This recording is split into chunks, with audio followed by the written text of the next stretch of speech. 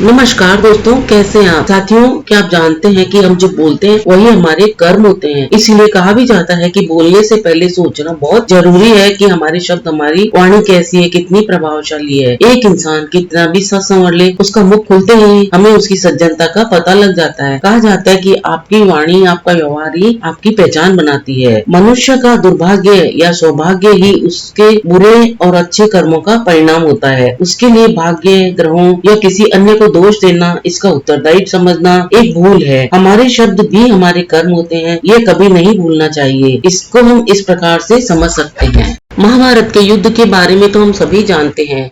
18 दिन के युद्ध ने द्रौपदी की उम्र को 80 वर्ष के जैसा कर दिया था, शारीरिक रूप से भी और मानसिक रूप से भी। शहर में चारों तरफ विधवाओं का बाहुल्य था। पुरुष इक्का दुक्का ही नजर पड़ता था।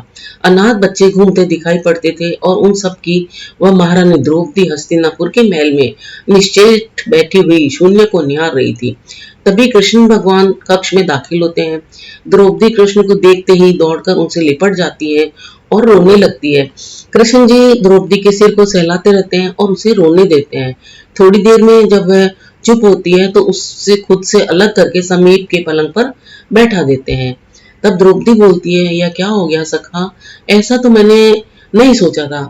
कृष्ण जी बोलते हैं तब कि नियति बहुत क्रूर होती है पांचाली, वह हमारे सोचने के अनुरूप नहीं चलती है, वह हमारे कर्मों को परिणाम में बदल देती है। तुम प्रतिशोध लेना चाहती थी और तुम सफल हुई द्रौपदी। तुम्हारा प्रतिशोध पूरा हुआ। सिर्फ दुर्योधन और दुशासन ही नहीं, सारे कौरव समाप्त हो गए। तुम्हें तो प्रश्न होना चाहिए। तब द्रौपदी बोलती है, सखा तुम मेरे घावों को सहलाने आए हो या उन पर नमक छिड़कने के लिए। तब कृष्ण जी बोलते हैं, नहीं द्रौपदी, मैं तो तुम्हें वास्तविकता से अवगत कराने के लिए आया हूँ। हमारे कर्मों के परिणाम को हम दूर दूर तक नहीं देख पाते हैं और जब वे समक्ष होते हैं तो हमारे हाथ में फिर कुछ भी नहीं रहता है। द्रौपदी बोलती है, तो क्या इस युद्ध के लिए पूर्ण रूप से मैं ही उत्तरदायी हूँ कृष्ण? कृष्ण जी कहते हैं, नहीं द्रौपदी, तुम स्वयं को इतना महत्वपूर्ण मत समझो, लेकिन तुम अपने कर्मों में थोड़ी सी दूरदर्शिता रखती तो स्वयं इतना कष्ट कभी नहीं सह पाती। द्रौपदी बोलती है, तो मैं क्या कर सकती थी कृष्ण? कृष्ण जी कहते हैं, तुम बहुत कुछ कर सकती थी। जब तुम्हारा स्वयंवर हुआ तब तुम कर्ण को अपमानित नहीं करती और उसे प्रतियोगिता में भाग लेने का एक अवसर दे देती तो शायद परिणाम कुछ और होते।